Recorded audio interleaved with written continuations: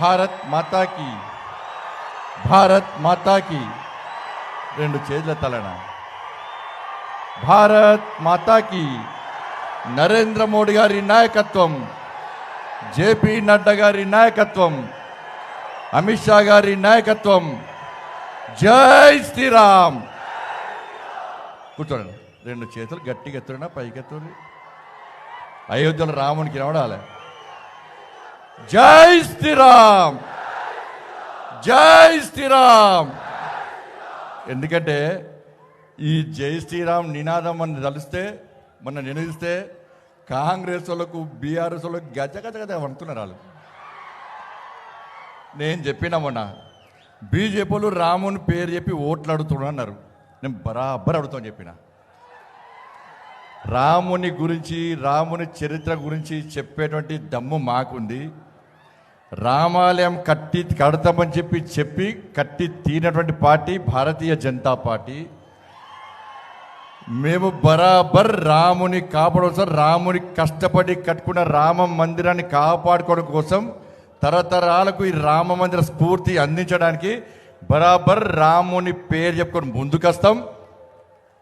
మీకు దమ్ముంటే, మీకేమైనా ఇబ్బంది అనుకుంటే మీరు బాబర్ పేరు చెప్పి రండి, మేము రాముని పేరు చెప్పుకొని వస్తాం.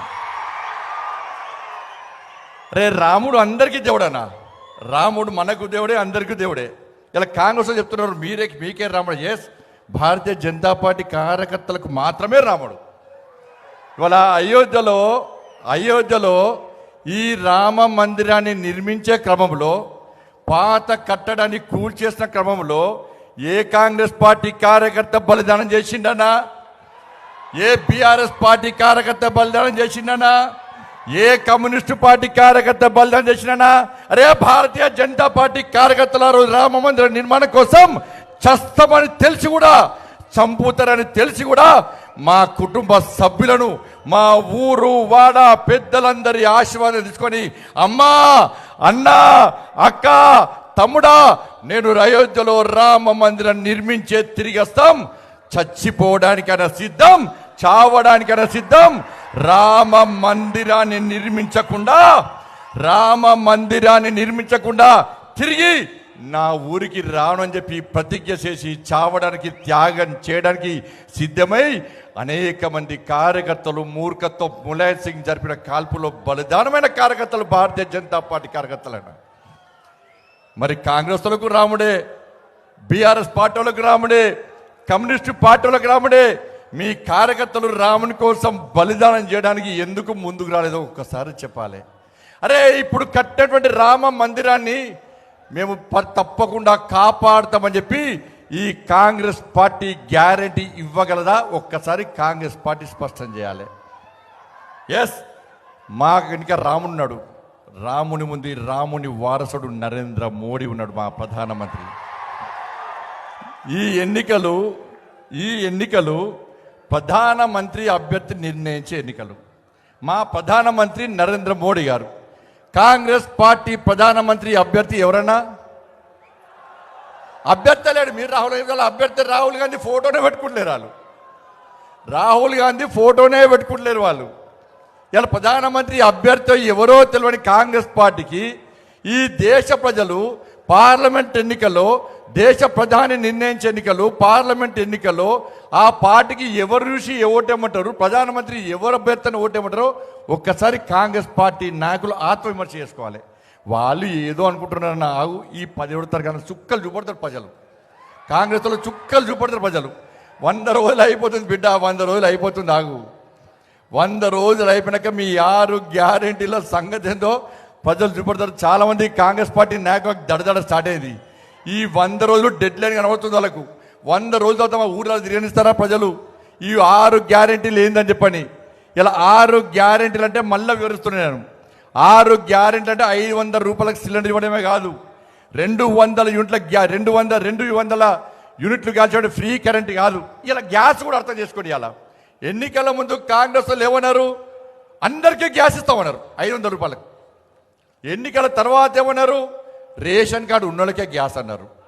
ఇప్పుడు నిన్నగాక మొన్న ఏమన్నారు? మహిళల పేరు మీద కనెక్షన్ ఉంటేనే గ్యాస్ ఇస్తారట. ఫస్ట్ ఏమో అందరికీ అన్నారు, తర్వాత రేషన్ కార్డు ఉన్నాకే గ్యాస్ అన్నారు. మళ్ళీ ఇప్పుడు ఏమంటారు, మహిళల పేరు మీద గ్యాస్ కనెక్షన్ ఉంటే గ్యాస్ కనెక్షన్ అంటారు.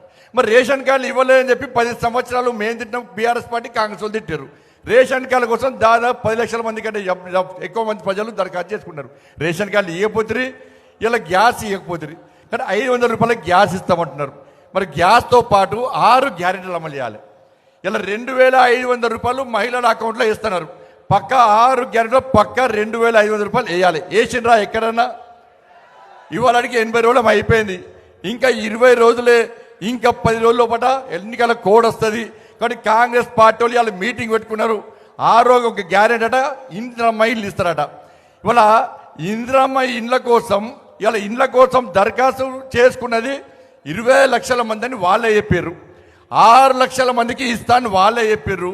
ఒక్కొక్కరికి 5 లక్షల రూపాయల చొప్పున ఇస్తామని వాళ్ళే చెప్పారు. 6 లక్షల చొప్పున 6 లక్షల మందికి 5 లక్షల చొప్పున ఇవ్వాలంటే దాదాపు 3 లక్షల కోట్లు కావాలి. కానీ కాంగ్రెస్ పార్టీ ప్రభుత్వం ఇండ్ల కోసం విడుదల చేసిన డబ్బు ఎంత అంటే 3,000 కోట్ల రూపాయలు. 3,000 కోట్ల రూపాయలు. ఒక్కొక్క నియోజకవర్గానికి 3,500 మందికి ఇల్లు ఇస్తున్నారు. నీ 3,000 కోట్లలో ఒక్కొక్క నియోజకవర్గానికి కనీసం 100 కూడా రావు, 100-200 కూడా రావు. కాబట్టి ఎట్లా బ్లఫ్ చేస్తుందో కాంగ్రెస్ పార్టీ ప్రభుత్వం ఒక్కసారి ఉంచండి. 2,500 రూపాయలు ఇస్తున్నారు. 2,500 రూపాయలు ఈ తెలంగాణ రాష్ట్రంలో దాదాపు 1,500,000 మంది 18 సంవత్సరాలు దాటి మహిళలు తెలంగాణ రాష్ట్రంలో ఉన్నారు. 2,500 రూపాయలు పక్కా ఇవ్వాలి. వాళ్ళ అకౌంట్లో పైసలు వేస్తేనే ఇలా కాంగ్రెస్ పార్టీని ప్రజలు నమ్ముతారు. ఇవ్వాలి. దాంతోపాటు 4,000 రూపాయలు ఆసరా పెన్షన్ ఇస్తున్నారు. అవి ఇవ్వలే. ఇంతవరకు 2 లక్షల రూపాయలు రుణమాఫీ చేస్తున్నారు. అవి ఇవ్వలే. రైతు భరోసా పేరు మీద 15,000 రూపాయలు అకౌంట్లు వేస్తున్నారు. అవి ఇవ్వలే. ఇవాళ రైతు భరోసా దాదాపు 50 లక్షల మంది రైతులు ఎదురుస్తున్నారు 2 లక్షల రుణమాఫీ కోసం. ఇలా 15,000 రైతు భరోసా ఇస్తా అంటే 50 లక్షల మంది రైతులు ఇలా కాంగ్రెస్ పార్టీకి ఓటేసారు. దాదాపు 15 లక్షల మంది కౌలు రైతులకు వాళ్ళకు భరోసా కల్పిస్తారంటే వాళ్ళు ఓట్లు వేసారు. కాబట్టి ఏమీ ఆచరించకుండా, ఏమీ అమలు చేయకుండా 1-2 వాగ్దానాలు అమలు చేసి ఇవాళ 6 గ్యారెంటీలు అమలు చేస్తామని చెప్పి ప్రజలను నమ్మించి మోసం చేసే ప్రయత్నం ఇలా కాంగ్రెస్ పార్టీ చేస్తున్న విషయాన్ని ఇవాళ తెలంగాణ సమాజం గుర్తించాలి. ఇలా జీతాలు ఇచ్చే పరిస్థితి లేదు. ఇది కేవలం ఎన్నికల సంవత్సరం, ఎన్నికల మంత్ అని చెప్పి ఈ నెల ఫస్ట్ నాడు జీతాలు ఇచ్చారు. నెక్స్ట్ మంత్ ఫస్ట్ నాడు జీతాలు ఇస్తారు. మళ్ళా తర్వాత ఒక్కొక్క నెలల జీతాలు ఇస్తే ఒట్టిగా ఇక జీతాలు ఇయ్యరు. ఇవాళ 6 గ్యారెంటీలు వాళ్ళు అమలు చేయాలంటే దాదాపు 5 లక్షల కోట్ల రూపాయలు అవసరం బడ్జెట్. కానీ మొన్న ప్రవేశపెట్టిన బడ్జెట్లో కేవలం 53,000 కోట్ల రూపాయలు మాత్రమే కాంగ్రెస్ పార్టీ ప్రభుత్వం ఎలా చూపెట్టే ప్రయత్నం చేసింది. మరి మిగతా పైసలు ఎక్కడ ఇస్తారు, ఎట్లా సంక్షేమ పథకాలు అమలు చేస్తారో కాంగ్రెస్ పార్టీ చూపెట్టలేకపోయింది. అందుకే ఇవాళ తెలంగాణ రాష్ట్రంలో ఎవరు ఎక్కడ భయపడాల్సిన అవసరం లేదు. భారతీయ జనతా పార్టీ కార్యకర్తలు ప్రజలు ఆలోచిస్తున్నారు. ఇలా ప్రజలు వాస్తవ విషయాలు తెలిసినాయి. 6 గ్యారెంటీలు చెప్తే మేము కాంగ్రెస్ పార్టీకి ఓటేస్తాం. కానీ మా కోసం కొట్లాడింది భారతీయ జనతా పార్టీ కార్యకర్తలు. మా రుణమాఫీ కోసం కొట్లాడింది భారతీయ జనతా పార్టీ కార్యకర్తలు. టీఎస్పీఎస్సీ పేపర్ లీక్ అయితే అర్ధరాత్రి హైదరాబాద్ చౌరస్తాలో కొట్లాడి జైలుకు వేంది భారతీయ జనతా పార్టీ కార్యకర్తలు. పోడు భూముల సమస్య వస్తే ఎస్టీల కోసం కొట్లాడి 45 రోజుల పాటు జైలుకి వెంది భారతీయ జనతా పార్టీ కార్యకర్తలు. ఎస్సీ, ఎస్టీ, బీసీ అగ్రవర్ణాల పేదల రిజర్వేషన్ కోసం కూడా మా కోసం కొట్లాడి జైలుకి వెయ్యి వాళ్ళ జీవితాలను సర్వనాశనం చేసుకున్న కార్యకర్తలు భారతీయ జనతా పార్టీ కార్యకర్తలు. కానీ పొరపాటు చేస్తాం, మేము పొరపాటు చేస్తామని చెప్పి ప్రజలు ఇప్పుడు భావిస్తున్నారా? కొట్లాడింది భారతీయ జనతా పార్టీ కార్యకర్తలు. వాళ్ళ జీవితాలను నాశనం చేసుకుంది భారతీయ జనతా పార్టీ కార్యకర్తలు. భారతీయ జనతా పార్టీ కార్యకర్తలు ఏ రోజు కూడా ఈ తెలంగాణ రాష్ట్రంలో వాళ్ళ కుటుంబాల గురించి ఆలోచించలే, వాళ్ళ భార్య పిల్లల గురించి ఆలోచించలే.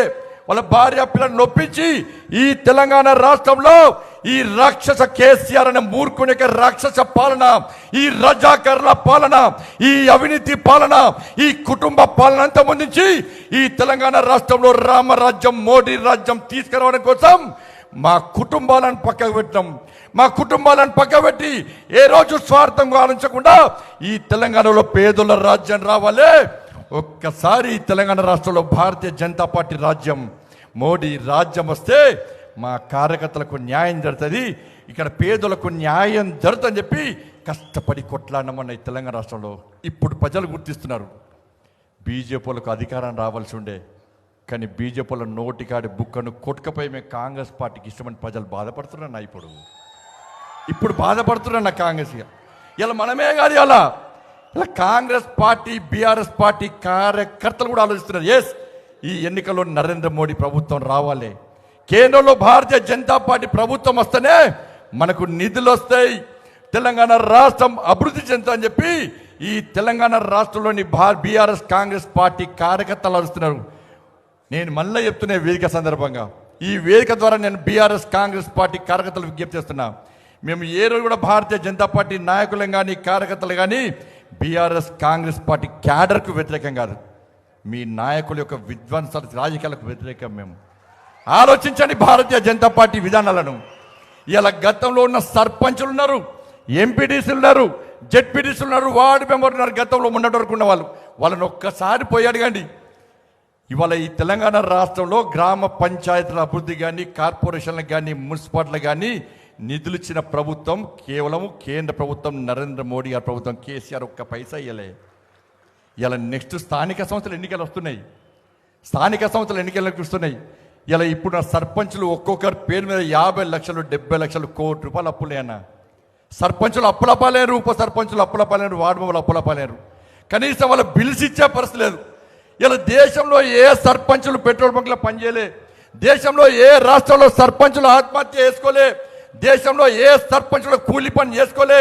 కానీ తెలంగాణ రాష్ట్రంలో కేసీఆర్ అనే మూర్ఖుడు వల్ల సర్పంచుల బతుకులు బర్బాద్ అయిపోయినాయి. ఇలా కాంగ్రెస్ పార్టీ వచ్చినక్కడన్నా సర్పంచులను ఆదుకుంటారంటే కనీసం పట్టించుకోలే. అందుకే బీఆర్ఎస్ పార్టీ కాంగ్రెస్ పార్టీ కార్యకర్తలారా, నెక్స్ట్ స్థానిక సంస్థల ఎన్నికలు వస్తున్నాయి. మీరు సర్పంచులు కావాలనుకుంటారు, మీరు జెడ్పీటీసీ కావాలనుకుంటారు, మీరు ఎంపీటీసీ కావాలనుకుంటారు. మాకు ఏమి ఇబ్బంది లేదు, ప్రజల ఆశీర్వాదం మాకుంటే మాకు ఓట్లేస్తారు, మీకుంటే మీకు ఓట్లేస్తారు. రేపు గెలిచిన తర్వాత మీరు ప్రజల్లో తలెత్తుకొని తిరగాలంటే ఇలా కేంద్రంలో నరేంద్ర మోడీ ప్రభుత్వం ఏర్పడుతుందని ఇక్కడ ఎంపీలను భారతీయ జనతా పార్టీ గెలిపిస్తేనే మీకు నిధులు వస్తాయి, అధిక నిధులు వస్తాయి. ఇలా కేంద్రంలో నరేంద్ర మోడీ గారి ప్రభుత్వం లేకుంటే మీరు సర్పంచులు జెడ్పీటీసీలు గెలిచినాక ఒక్క పైసా రాకుంటే మిమ్మల్ని గెలిపించిన ప్రజలు రోడ్ల కోసం, మోర్ల కోసం, దానికోసం దీనికోసం ఇలా నిధులు అడితే ఎక్కడి నుంచి తీసుకొస్తారో ఒక్కసారి ఆలోచించండి. అందుకే కేంద్రంలో ఏర్పడింది నరేంద్ర మోడీ గారి ప్రభుత్వం కాబట్టి మీ రాజకీయ భవిష్యత్తు బాగుండాలంటే, మీరు ప్రజల్లో తలెత్తుకొని తిరగాలంటే, మీలో చిత్తశుద్ధి ఉంటే, మీలో నిజాయితీ ఉంటే తప్పకుండా ఈ తెలంగాణ రాష్ట్రంలో 17కు 17 సీట్లు భారతీయ జనతా పార్టీ అభ్యర్థులు గెలిస్తే ఇవాళ నరేంద్ర మోడీ గారు అదనపు నిధులు ఇస్తారు. ఇవాళ మేము కొట్లాడి తీసుకొస్తాం. కాంగ్రెస్ పార్టీకి ఓటేస్తే తీసుకుపోయి మూసినాలు వేసినట్టు. ఇక బీఆర్ఎస్ పార్టీ పరిస్థితి నా ఘర్కా నా ఘాట్కా, ఇక్కడ లేదు అక్కడ లేదు, ఈడ వీకనాడు ఆడ వీక్తాడట. కేసీఆర్ పెద్ద డ్రామా ఆర్టిస్ట్. అంతకుముందు ఏమన్నాడన్నా, ఇలా ఒకటే పార్టీ కాంగ్రెస్ పార్టీ శాసనసభ ఎన్నికల గిట్టే బీజేపీ బీఆర్ఎస్ ఒకటి, బీజేపీ బీఆర్ఎస్ ఒకటి. సక్సెస్ అయ్యారు కాంగ్రెస్ పార్టీ వాళ్ళు, ప్రజలు నమ్మితే సక్సెస్ అయ్యారు. ప్రజలు నమ్మిరు కూడా వాస్తవాడి, అది తప్పని ప్రజలు గుర్తించలేకపోయారు. మళ్ళీ పార్లమెంట్ ఎన్నికలగానే మళ్ళీ బీజేపీ బీఆర్ఎస్ పార్టీ అంటున్నారు. కాంగ్రెస్ పార్టీ ప్రచార వస్త్రాలు లేవు, 6 గ్యారెంటీ ప్రజలు నంబరని తెచ్చి ఇది స్టార్ట్ చేశారు. ఇక ఎన్నికల ముందు శాసనసభ ఎన్నికల ముందు వాస్తవంగా జరిగింది ఏంటి అంటే, శాసనసభ ఎన్నికల ముందు బీఆర్ఎస్ పార్టీకి సంబంధించిన కొంతమంది మంత్రులు భారతీయ జనతా పార్టీలో చేరుతాను సార్, ఈ కేసీఆర్ ముఖం పెట్టుకొని ఓట్ల కోసం పోతే ప్రజలు చీటు అంటున్నారు, ఈ కేసీఆర్ ముఖం పెట్టుకొని ఓట్ల పోయే పరిస్థితి సార్, మాకు నరేంద్ర మోడీ ముఖం కావాలి సార్, నరేంద్ర మోడీ కావాలి సార్ మాకు అని చెప్పి చాలామంది బీఆర్ఎస్ పార్టీ మంత్రులు బీజేపీలో చేరడానికి వచ్చారన్న వాస్తవం కూడా నాకు కలిసిరు. అప్పుడు రాష్ట్ర అధ్యక్షుడు నేనే, నన్నే వచ్చి కలిసిరు. ఈ విషయం తెలుసుకున్న కేసీఆర్ ఏం చేసిందంటే, కేసీఆర్ నటించడన్న నటనలో జీవిస్తాడు, కుంపలు ముంచాడు తెలివి అంతా కూడా. అది గట్నే ఊరించుకుంటా మాటలు చెప్పి మన బతుకుని బర్బాద్ చేసి నాశనం చేసిండు. ఇలా ఏం చేసిండు ఆ మంత్రులను నమ్మించడానికి. ఇలా ఏ నాయకుడైనా తన మీద విశ్వాసం ఉండే విధంగా ధైర్యం చెప్పలేదు నాయకులకు. కేసీఆర్ మీద పార్టీ నాయకులకు విశ్వాసం లేదు. ఇలా మంత్రులను పిలిచిండు, పిలిచి ఏం చేసిండు, నాకు ఢిల్లీ నుంచి ఫోన్ వచ్చింది, నాకు కేంద్ర మంత్రి పదవి ఇస్తాడట, మరి పోదామా అన్నాడట. ఈ మంత్రులు తిన్నవా బస్ పండి అంటే తిన్నా, పన్నవారా బస్ పండి పన్న అంటారు.